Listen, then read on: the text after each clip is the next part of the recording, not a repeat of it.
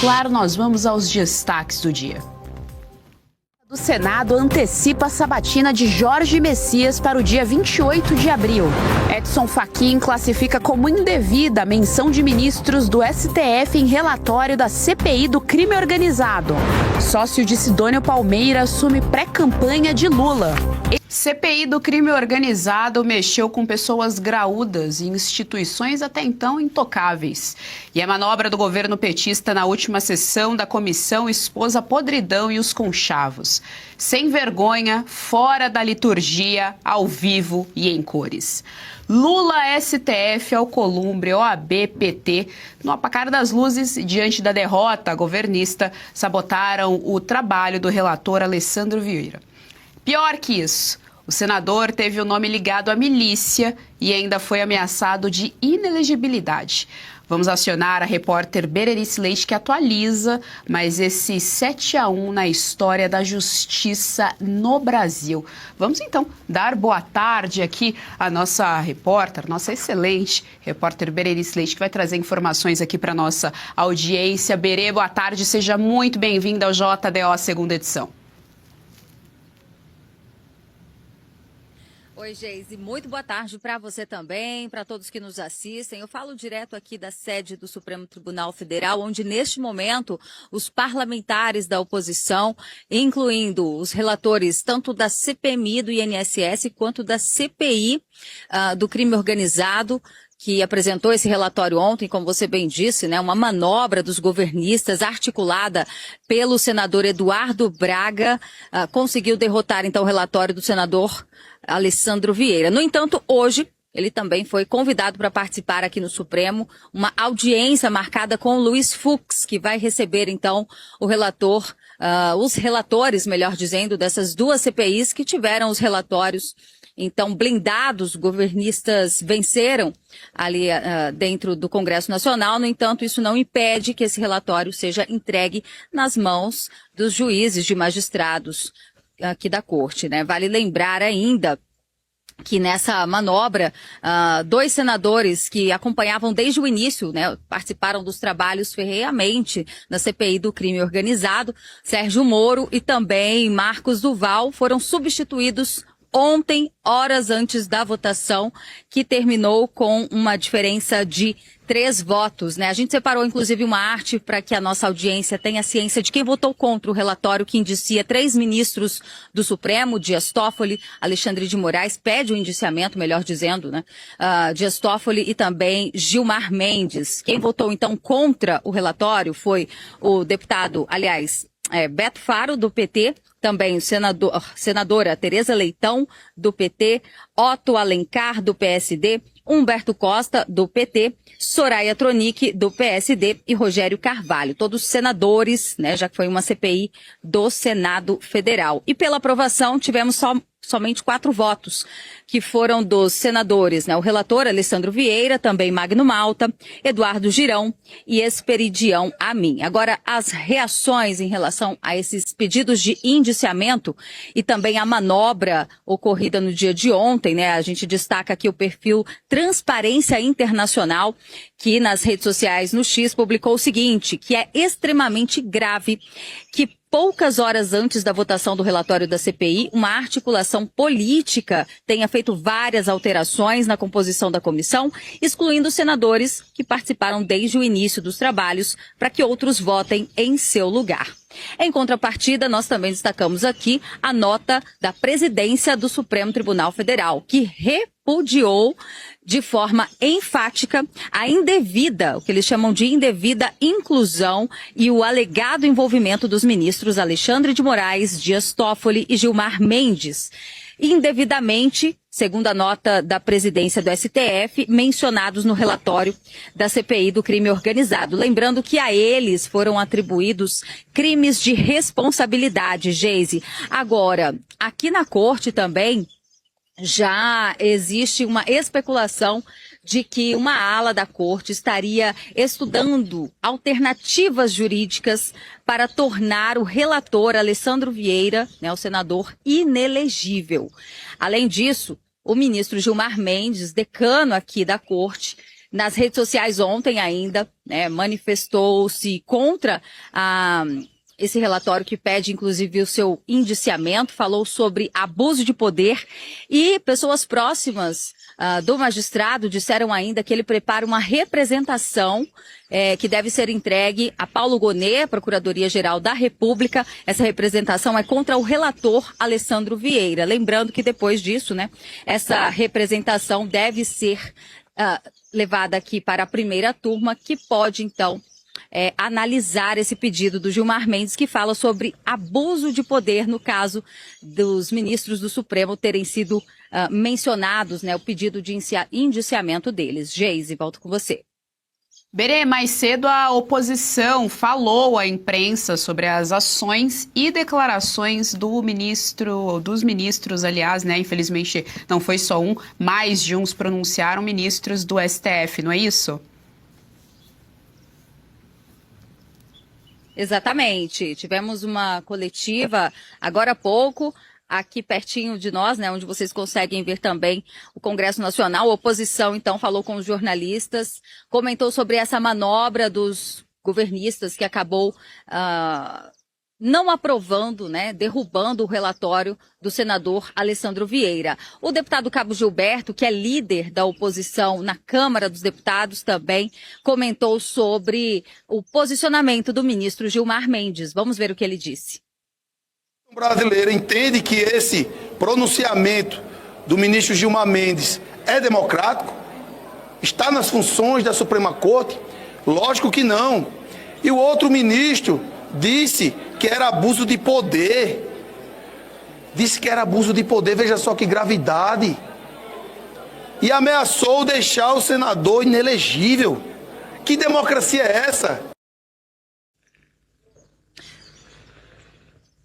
O sentimento é de indignação por parte de muitos parlamentares que participaram não só da CPI do crime organizado, como também a CPMI do INSS, Geise, que a gente lembra que só não teve os seus trabalhos prorrogados também por uma decisão aqui do Supremo Tribunal Federal, né? Até no início aqui do jornal você bem lembrou, parece que temos mais um 7-1, foi considerado uma derrota para o Brasil de fato, a CPMI do INSS não ter sido prorrogada e esta decisão, né, acabou nas mãos também dos magistrados. A deputada Bia Kicis também comentou sobre a derrubada e a manobra dos governistas no dia de ontem. Vamos ver. O senador Alcolumbre, presidente de poder, chefe do poder, ele tem obrigação de se colocar agora na defesa das prerrogativas do senador Alessandro, que, aliás, não é sequer do nosso espectro político, mas isso não importa. É um delegado que busca combater a corrupção, a impunidade e que teve coragem, e aqui eu aplaudo a sua coragem, teve coragem de fazer o que era certo. Pois é, os parlamentares veem com preocupação essas informações de que uma ala da corte aqui do Supremo Tribunal Federal estaria estudando as possibilidades, os meios jurídicos para tornar o senador Alessandro Vieira inelegível, né? Inclusive estamos em ano eleitoral, né? Eles veem inclusive isso como um gesto de retaliação. Geise, volto com você. Muito obrigada, Berenice Leite, pelas suas informações aqui no nosso JDO segunda edição. Até a próxima. Claro que para reverberar os principais fatos do dia, nós temos sempre um excelente time de analistas políticos. Vamos dar boa tarde ao nosso time de quarta-feira. Por aqui começamos pelas damas, sempre conosco hoje, doutora Kátia Magalhães. Doutora Kátia, boa tarde, seja muito bem-vinda. Boa tarde, Geise Serrão, nossos espectadores. Ai, como é duro lutar pelas liberdades no país onde a Suprema Corte se comporta como partido único e sem um voto sequer. Partido único e partido chulo, sem a menor liturgia, sem o menor decoro. Conosco também hoje o nosso grande mestre Jorge Serrão. Serrão, boa tarde, seja bem-vindo. Minhas musas, Kátia Magalhães e Geisiane Freitas, vai faltar inquérito do fim do mundo para tanta oposição. E a gente vai tratar disso aqui no segunda edição, que não tá mole não. É isso, vai faltar. Doutora Kátia Magalhães, começo pela senhora, então, a tentar entender aí tudo que vem acontecendo. Bom, desde ontem nós estamos fazendo a cobertura aqui para a nossa audiência da tarde, doutora Kátia, a respeito da CPI do crime organizado. A gente teve Gilmar Mendes saindo em defesa, a gente tem agora o presidente do STF saindo em defesa, o Fachin saindo em defesa, falando que os nomes que estão ali mencionados são indevidos, né? Essa menção é indevida. A gente viu que realmente o senador Alessandro Vieira mexeu em um vespeiro, mas o que mais impressiona é o STF realmente ameaçando parlamentares e ignorando que quem passou pelo pleito foi o senador, não o Gilmar Mendes ou qualquer outro da Suprema Corte. Geise, a mim não impressiona, nós já tivemos uma Suprema Corte que tratorou a Constituição para prender e liquidar com a vida de um deputado, que foi o deputado Daniel Silveira, pela mera manifestação opinativa. E nesse precedente, que foi o precedente que começou a arruinar toda a nossa vida política, nesse precedente a Suprema Corte tratorou as garantias parlamentares, tratorou a imunidade parlamentar para inventar o tal crime de opinião por parte de congressistas. E agora não é diferente, estamos colhendo os frutos, infelizmente, do que o próprio Congresso plantou ao não tomar medidas ou ao tomar medidas tímidas ao longo de tantos anos e acabou fomentando, alimentando verdadeiros monstros, não menos que isso. Ontem Gilmar Mendes teve um autêntico surto ali na presidência da segunda turma, em pleno julgamento, deixando de lado os casos sob sua jurisdição para ameaçar parlamentares, fazer acusações sem provas contra o senador Alessandro Vieira, como se acusador fosse. Gilmar Mendes sequer acusador não é dono da lide. Deveria ser um juiz, mas não é apenas uma pessoa que vive de ameaças e intimidações. Ontem o Brasil inteiro viu uma ameaça explícita, viu também uma ameaça explícita por parte de Dias Toffoli, ameaça de inelegibilidade ao senador, e essa ameaça, considerando que Dias Toffoli terá sim assento no TSE agora nessa corrida eleitoral de 26, essa é uma ameaça concreta de imposição de um mal injusto e grave a um parlamentar. Vimos ontem à noite uma nota oficial da Suprema Corte, o atual presidente Edson Fachin, dito tão adepto à autocontenção, não teve nem contenção, nem pudor, nem qualquer apreço aos deveres funcionais e tomou as dores dos coleguinhas, dos pares, partiu para cima do parlamento sem qualquer provocação, fora de autos de processos, partiu para cima do parlamento, teve uma conduta indecorosa, declarou verdadeira guerra a qualquer congressista que ouse questionar e ou investigar atitudes bastante suspeitas de togados e mostrou que nesse país nós não temos mais separação de poderes. Essa aqui é a verdade. Quando o parlamento ensaia algum tipo de reação, alguma medida mais efetiva, como foi a postura ontem do senador Alessandro Vieira, ao indiciar 3 ministros do Supremo e Paulo Gonet por crimes de responsabilidade, e leia-se aqui, apenas por crimes de responsabilidade, quando o senador poderia e deveria ter indiciado também por crimes comuns, mas aí eu nem sei, aí talvez a República já estivesse desmoronado de vez, mas apenas pelo mero indiciamento por crimes de responsabilidade, já houve ali uma avalanche suprema,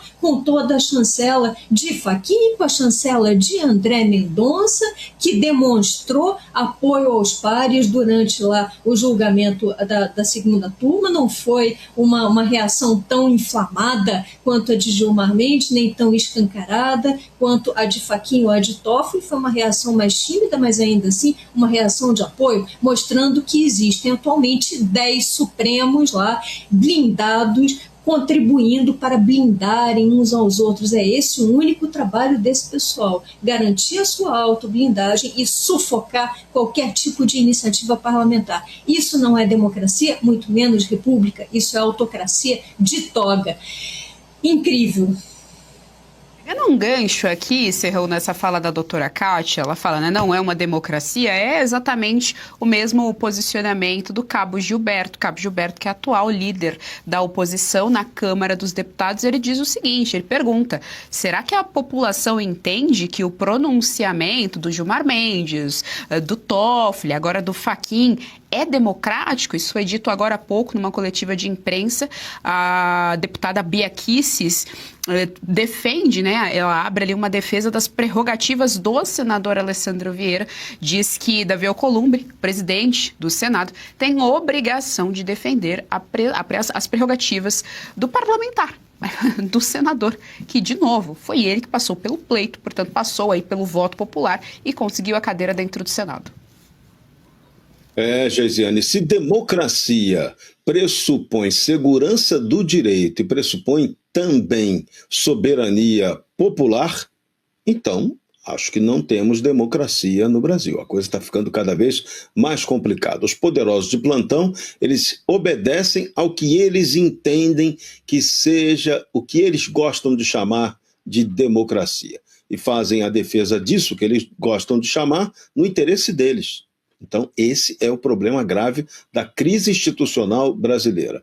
Parece que tem alguém aí, o combustível está caro, mas tem gente utilizando aí o querosene de aviação do avião do Vorcaro para tentar apagar essa crise, né? Parece, a impressão é essa, né? Ou então estão tentando botar mais fogo no inferno. Não precisa, não precisamos disso. O que a gente precisava era de serenidade. Caberia ao Supremo Tribunal Federal, numa gestão de normalidade institucional e democrática, deixar essa crise abaixo do nível da fervura. Não, o próprio Supremo contribui com decisões e declarações e agora até ameaças concretas para piorar ainda mais essa relação entre cúpula do judiciário, poder executivo e legislativo principalmente. Então, estamos em um momento pré-eleitoral. Lógico, o que todo mundo estava achando que ia acontecer? Senadores têm 54 lá desesperados para tentar uma reeleição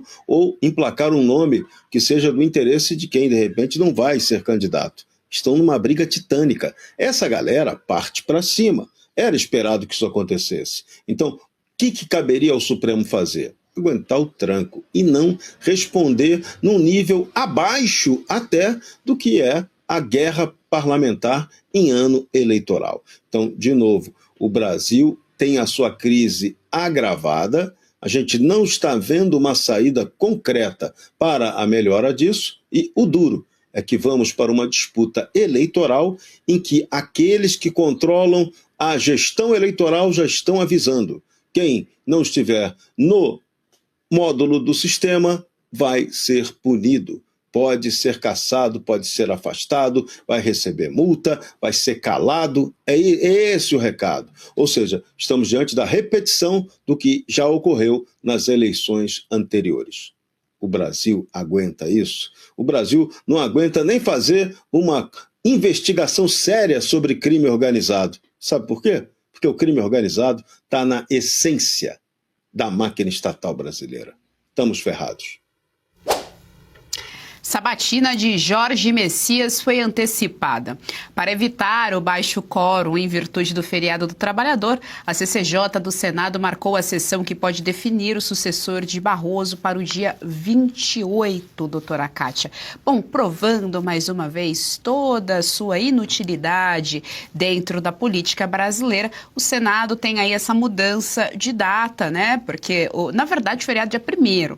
Então vamos lá, estava marcado para o dia 29, mas teria o dia 30 ainda no meio. Mas não seria o suficiente, seria a véspera da véspera, um negócio impressionante que acontece nesse país. Então agora está marcada para o dia 28. Bom, o que os bastidores nos dizem é que o Messias já está lá, essa cadeira já está garantida. Agora tudo que vier pela frente é meramente para cumprir protocolo.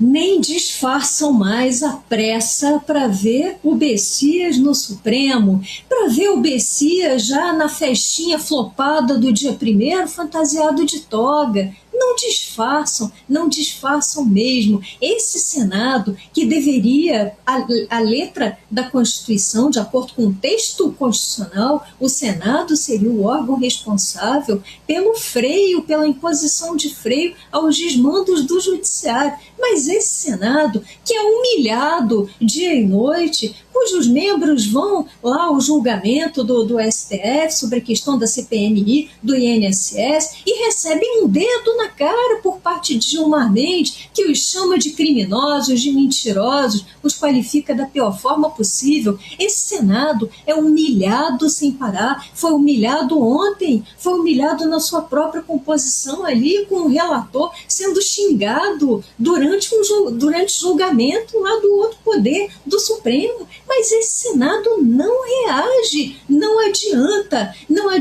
dizer a essas pessoas que elas não são como nós, que têm apenas acesso a meios de comunicação, a redes sociais. Não, esses parlamentares têm poder, dever de frear juízes abusivos, de passarem a não tratar mais abusadores como juízes, de não dobrarem a espinha perante esses togados. Tem o poder, dever de desobedecer ordens ilegais, tem o poder, dever de fazer um verdadeiro cerco a essa oitiva do Bessias, que será uma nova farsa, que será a coroação de todo esse aparato Lula, STF, Bessias, como um autêntico censor. Tem o poder, dever, mas o Senado não faz. O Senado se deixa intimidar por esses recadinhos bastante escancarados do Supremo, e quando vai um pouquinho adiante, logo recua e aí faz o que? Antecipa a sabatina. Ou seja, depois daquele espetáculo deprimente de ontem, lá no encerramento da CPI do crime organizado, a CCJ do Senado aceitar antecipar a sabatina de Bessias, aliás, aceitar até sabatinar a Bessias, é o reconhecimento de uma derrota. É um derrotado que cai de joelhos implorando a misericórdia aos seus vitoriosos, que no caso são juízes, falsos juízes, né? São apenas vitoriosos de guerra. Esse país se tornou uma guerra. Nós só não temos uma guerra declarada porque não há essa resistência efetiva por parte do parlamento. Mas toda a linguagem da guerra já está aí, vitoriosos e derrotados. E aos derrotados, a humilhação. E temos um Senado humilhado, um Senado fraco, um Senado que não vale a pena sustentar, infelizmente.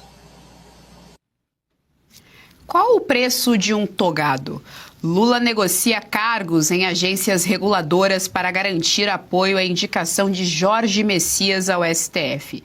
Segundo a agência O Globo, a articulação envolve o presidente do Senado e partidos do Centrão. Estão em jogo ao menos 14 vagas em órgãos. Entre eles, a Comissão de Valores Mobiliários, Conselho Administrativo de Defesa Econômica, Agência Nacional de Aviação Civil e Agência Nacional de Telecomunicações. Serrão, eu quero te ouvir porque é impressionante o esforço que o presidente Lula vem fazendo desde o ano passado para emplacar o nome do Jorge Messias dentro do STF. A gente sabe que a preferência do Senado era para o Rodrigo Pacheco, eles não queriam que a indicação fosse para o Messias, então ficou nessa, vai para lá, vem para cá. No final do ano passado, o Lula fez reunião com os ministros, pediu para os ministros ligarem para os senadores, mandem panetone, chocotone, enfim, o Lula realmente vem gastando uma energia com essa indicação do Messias, e agora não só energia, né, mas negociando aí cargos públicos, portanto dinheiro do pagador de impostos, para emplacar, para deixar ali o registro de Jorge Messias dentro do STF. A parada tá sinistra. Olha, ninguém se surpreenda se surgir até uma nova vaga no Supremo, hein?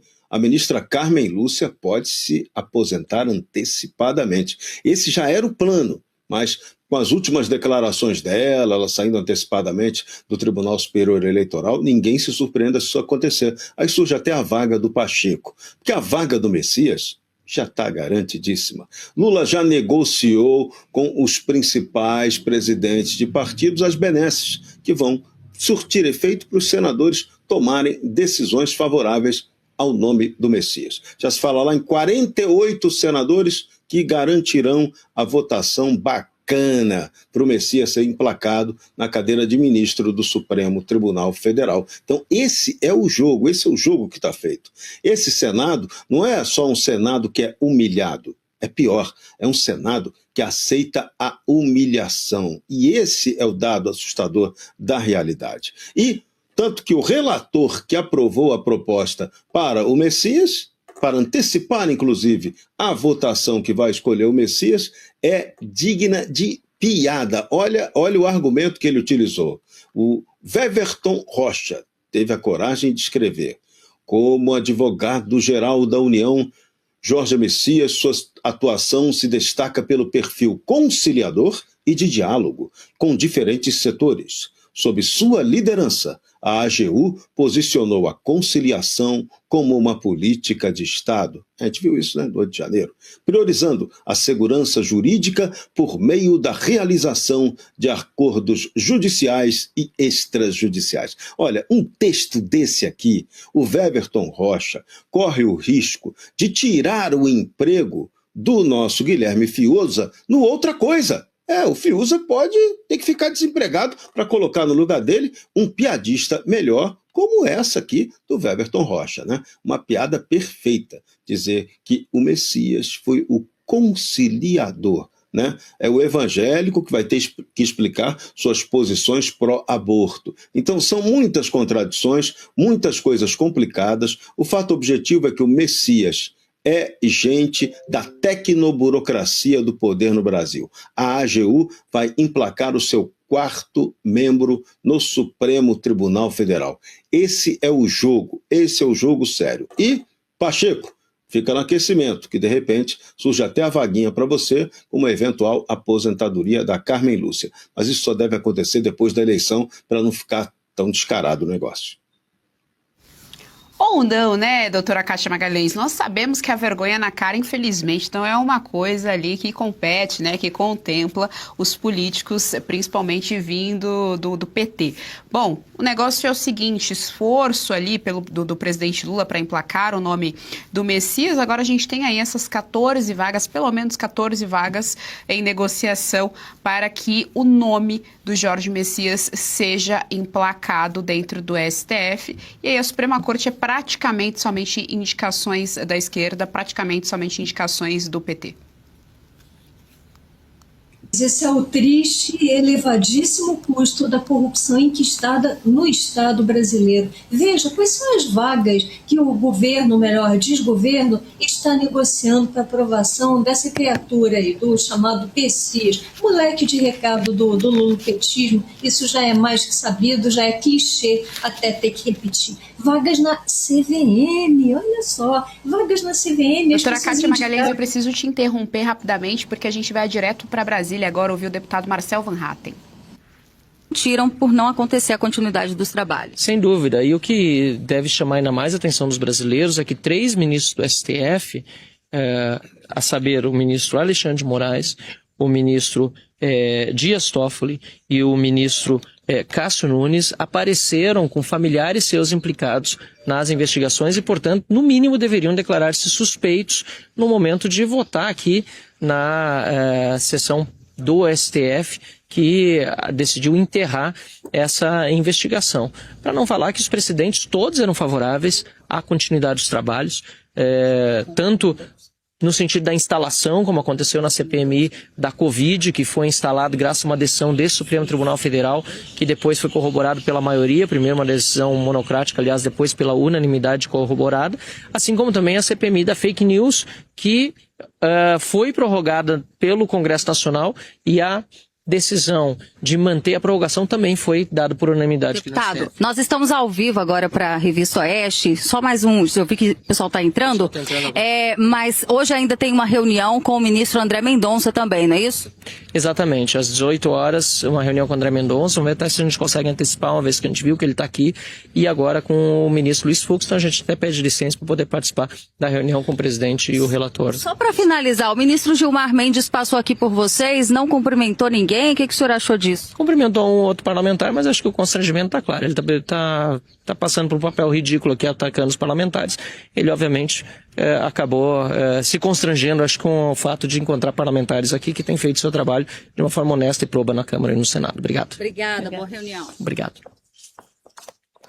Nós acabamos de acompanhar, então, a fala do deputado federal Marcel Van Hatten. Doutora Cátia, já passo aqui novamente a palavra à senhora. Então, vamos lá por partes. Eles estão acionando o PGR por conta de tudo que vem acontecendo, pelo menos nessa última semana no nosso país, porque é um tsunami diariamente, né, doutora Cátia? Mas agora, especificamente, em relação à CPI do crime organizado, em relação às falas completamente absurdas e praticamente uma ameaça do Dias Toffoli aos parlamentares, principalmente ao senador Alessandro Vieira, que é o relator aí que está à frente da CPI do crime organizado. Bom, acontecerá então uma reunião entre os parlamentares e o Gilmar Mendes. Mendonça, perdão. O Mendonça e o Fux, certo? Para entender aí tudo que vem acontecendo, o Van Hatten mencionou ali a prorrogação da CPI do INSS, que também foi anulada pelo STF. Mas a gente pode ir mais atrás ainda. A gente tem aquele caso do IOF, quando o Congresso barrou, né, derrubou o veto presidencial. Mais uma vez, numa canetada, o STF veio em cima e simplesmente anulou. Naquela ocasião, anulou a Câmara dos Deputados, agora vem anulando aí a prerrogativa do Senado. E o Marcel Van Hatten relata um constrangimento dos ministros do STF em relação aos parlamentares em meio a tudo que vem acontecendo, doutora Cátia. Não existe mais, infelizmente, autonomia parlamentar no Brasil, quando o parlamento ousa deliberar em algum sentido que incomode ou de qualquer outra forma perturbe lá togados do STF, eles fazem o quê? Eles simplesmente derrubam, como você tão bem lembrou, Geise, na questão do IOF, derrubaram um decreto legislativo, que é um instrumento constitucional mediante o qual o Legislativo, o Congresso Nacional, ele faz valer a sua prerrogativa exclusiva de legislar. E eu acredito que os parlamentares não deveriam ir lá ao STF, muito menos ir a Goné, porque, como muito bem colocou ontem o senador Alessandro Vieira, há indícios fortíssimos de crime de responsabilidade por parte de Goné e indícios igualmente fortes de crimes comuns. Nós aqui já comentamos há semanas atrás indícios claros de prevaricação por parte de Paulo Gonet, esse procurador que não cumpre seus deveres de ofício. Então, eu acho que os parlamentares deveriam lançar mão lá do estatuto do Ministério Público e recorrer ao subprocurador para que esse sim tomasse as medidas cabíveis, inclusive promovesse as devidas investigações contra o seu chefe, Paulo Gonet, até mesmo contra esses togados. A gente sabe que, na realidade prática, isso tudo aqui que eu estou comentando é utópico. Por quê? Porque esses monstros disfarçados de togados já atingiram um nível de poder absoluto tal que não estão sendo freados pelo parlamento. Eu só imagino uma coisa: a reação efetiva para começar a mudar todas essas perversões que a gente comenta dia e noite aqui, ela tem que vir do parlamento. E o parlamento tem que gerar um impasse. Para fazer cumprir a Constituição e as leis. Sem esse impasse, pessoas aí como esse senhor ao meu lado, que é um togado abusador, outros abusadores do naipe de Alexandre de Moraes, Dias Toffoli e Paulo Gonet lá na PGE, esses abusadores não irão retroceder. Não há possibilidade de conciliação, não há possibilidade de pacificação com pessoas que abusam e que conscientemente querem abusar cada vez mais, querem chamar para dançar, como disse ontem Gilmar Mendes. Então, se ele quer chamar para dançar, o parlamento que dance, mas dentro da Constituição. Boa, doutora Cátia. Olha só, o Marcel Van Hatten mencionou o constrangimento do Gilmar Mendes. Nós temos imagens aqui para mostrar para nossa audiência. Está aí na tela para vocês. O Dayan Silva. fez essas imagens aqui exclusivas para a revista Oeste. O Gilmar Mendes simplesmente entrando ali no carro e passando reto, enfim, não falou com os parlamentares. A gente sabe que se cumprimenta, evidentemente, até por uma questão de respeito ao cargo ali, um do outro, não é uma questão de amizade, é uma questão de respeito. Jorge Serrão, então tá aí, imagens exclusivas aqui da revista Oeste, exclusivas, portanto, para nossa audiência da tarde. Van Hatten menciona ali um claro constrangimento do Gilmar Mendes, e desde ontem estamos acompanhando aí a Suprema Corte extremamente incomodada com o relatório final da CPI do crime organizado. Pois é, e é mais um sinal de que estamos vivendo na plena juristocracia. Você pensou que eu fosse dizer plena democracia? Não, plena juristocracia, é isso. Inclusive, está aí o exemplo, agora, concreto, ó. O ministro do Supremo sai e ignora os parlamentares. E os parlamentares são obrigados a ir à reunião com ministros do Supremo Tribunal Federal. Está tudo funcionando errado. Isso não deveria estar acontecendo normalmente. Reunião para tratar de crise entre poderes. Isso não tinha que estar acontecendo. Os poderes são interdependentes, tinham que estar se respeitando, mas isso não está acontecendo há muito tempo. E não está acontecendo há muito tempo por quê? Porque a causadora maior dessa crise foi exatamente a falta de competência ou a canalice parlamentar. Foi o Congresso Nacional quem fez uma reforma no Judiciário, deu poder demais para o Supremo Tribunal Federal e a máquina judiciária como um todo, e depois não teve condições de fazer a autocontenção. Por medo, muita gente ali responde a crimes, tem rabo preso, né? O foro por prerrogativa de função atrapalha tudo, e aí você tem um Congresso cada vez mais enfraquecido e o representante do povo praticamente nulo, porque ele, no fim das contas, ele não funciona no conjunto. A gente tem iniciativas heróicas desses parlamentares que a gente vê aí, esses aí estão lutando, estão ali sempre fazendo o trabalho sério de tentar fazer oposição num país que não quer efetivamente combater o crime organizado, porque eu insisto, o crime organizado está na essência da máquina estatal brasileira e está na cultura enraizada de muita gente que gosta de viver de esquema nesse país. Tem uma dificuldade gigantesca. Por isso que eu faço aqui, até eu leio o pensamento, a Kátia Magalhães, quando ela foi cortada ainda agora, ela ia falar os parlamentares estão podendo indicar membros para a CVM, Comissão de Valores Mobiliários, né? Pois é, esse é um dos órgãos que tinha que passar por uma revisão completa no Brasil. O escândalo master só aconteceu porque a Comissão de Valores Mobiliários, que deveria fiscalizar o mercado de capitais, não funciona direito. Ela e tantos outros órgãos de fiscalização. Mas aí os parlamentares estão negociando para dar voto ao candidato oficial ao Supremo, vagas até na área de fiscalização. A chegada do publicitário Raul Rabelo a Brasília foi vista como alívio entre os petistas na pré-campanha de Lula. Sócio de Sidônio, Rabelo assume a coordenação da comunicação após críticas à falta de articulação nas redes sociais. Rabelo já orientou maior mobilização digital de parlamentares, influenciadores e apoiadores. Doutora Kátia, bom, então isso significa que mais dinheiro vai sair do nosso bolso? Porque no começo dessa semana nós trouxemos aqui para nossa audiência aquela lista com os atores globais e com influenciadores digitais que receberam dinheiro do governo petista para fazer algum tipo de propaganda, alguma inserção ali dentro do conteúdo deles, né, de propaganda do governo do Brasil. Então, agora a gente tem aí esse sócio assumindo essa campanha, enfim, já chamando, né, mais influenciadores. É impressionante como o gargalo deles é realmente redes sociais. Por isso, essa sanha todos os dias em censurar toda a rede social. É óbvio, Geise, porque esse movimento de rede social, um movimento espontâneo, diferente dos movimentos aos quais o PT está acostumado, que são esses movimentos mediante TV que tem concessão, mediante Rouanet para artistas, cantores, etc. Então, chega esse senhor aí, mais um faminto para mamar do nosso dinheiro, para auxiliar esse fracassado Sidônio, esse sujeito que tenta vender um lulopetismo finado, um lulopetismo que já não tem mais credibilidade alguma, que só está no poder, sabemos disso, graças aos seus aliadinhos de toga, mas como eles não têm resultados práticos para mostrar, como o PT e a esquerda não sabem gerenciar sequer uma cozinha doméstica, eles precisam de quê? De marketing, e de marketing muito vulgar, de marketing que atinja as camadas exatamente privadas de acesso à internet, que infelizmente no Brasil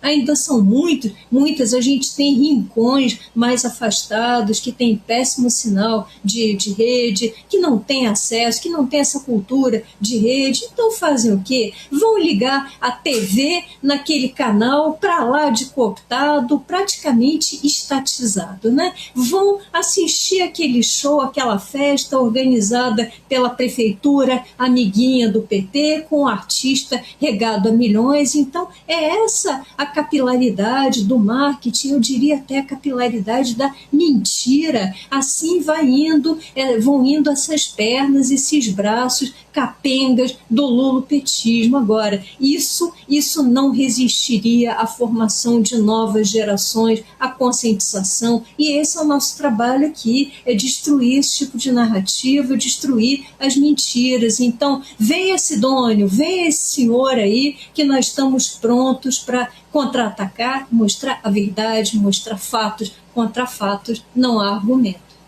Pessoal, o próprio Lula apresentou uma opção muito mais barata a toda a comunicação aí do governo petista. Eu tive uma conversa com o dirigente da Globo. Teve? Tive uma conversa para mostrar a irresponsabilidade daquele PowerPoint. Mostrar a irresponsabilidade. Tentar mostrar a conexão de um cara com o presidente da República, tentar mostrar a conexão de um cara com o Banco Central. Com Galito. E ainda colocar a bandeira do PT. Bandeira do PT da Bahia. A bandeira do PT. Como eu já fui vítima muitas vezes, eu tive uma conversa muito séria. Não dá pra gente admitir mais esse tipo de sacanagem.